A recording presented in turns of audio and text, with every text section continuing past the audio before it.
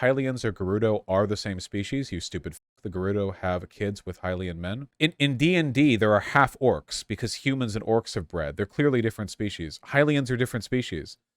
Hylians are like 9 feet tall. They have different body and facial structures. They're a different species. It's just in fantasy, that happens sometimes. Sorry, Gerudo are 9 feet tall, not Hylians. Hylians are... Honestly, Hylians look like they're 4 or 5 feet tall. They have very short person proportions. Gerudo women have the proportions of 7 feet tall people.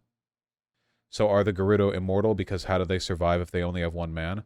I'm pretty sure that Gerudo women are like, I don't know, werewolves or whatever, and that they just breed with other races, and that the children are Gerudo women. Because there is, in Tears of the Kingdom, there is literally a Hylian and Gerudo couple, and the child looks completely Gerudo.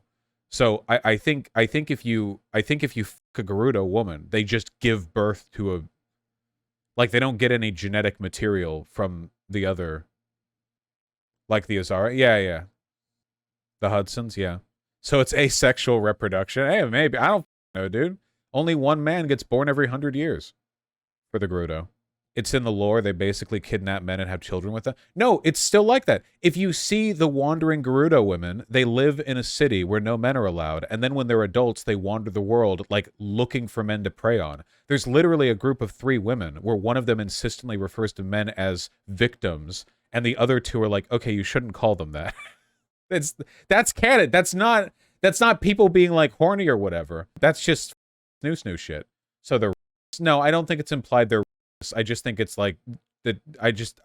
I think it's just the snoo thing. It's Amazonian shit. There's not stories of them kidnapping people. They just, like, are really horny to find a guy. Okay, but they're probably rapists. Okay, fine. You can inject negativity into all these stories if you want. It's a Nintendo game, man.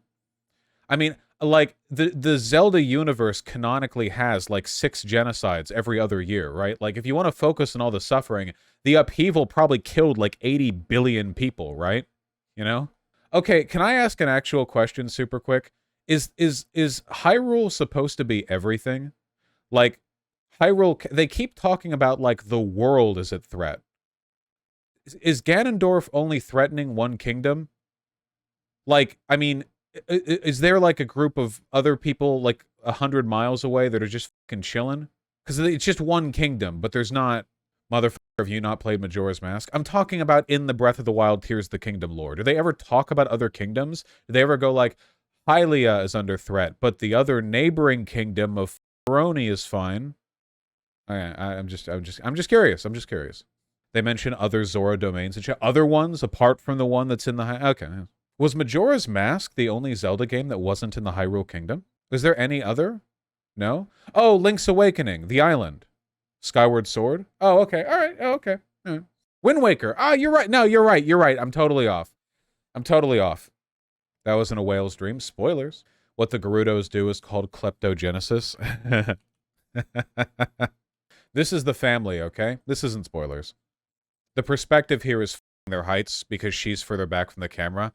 But look, the only thing the little Gerudo girl got from her dad was his hair, I guess. His horrible, horrible hair. And everything, in every other respect, she's, like, completely Gerudo or whatever. So I guess that's what you can do. If you a 9-foot-tall Gerudo woman, you get to decide the haircut of the daughter that she's going to have. So that's cool, I guess. Like, that's pretty cool. Is there not like just a good screenshot of Link standing next to a Gerudo woman? Yeah, you're not selling me on these people being the same species. Look at the height difference. Oh, one thing that I noticed, by the way, is really cute, is that older Gerudo women in Tears of the Kingdom are kind of fat. It's actually super cute. It's not all older ones, but, like, a lot of the older ones get chubby, but they get chubby in a Gerudo way, which means that their stomach has slightly less visible abs and their legs balloon out. It's actually really cute, you know? They get more dumpy. They do get... Well, they're not normally dumpy. They're ripped. Now she's dumpy, yeah. But isn't that cute? I think that's cute, personally. I like her pants. Yeah, they look roomy, which I guess they need to be. From what species is Ganondorf? Ganondorf is Gerudo. The Gerudo have one male born every 100 years.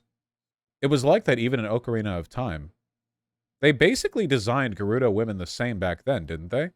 Like, they didn't commit to it as hard, but this is clearly like a very proportionally tall, muscular woman. So they've been pretty consistent in the design aesthetic.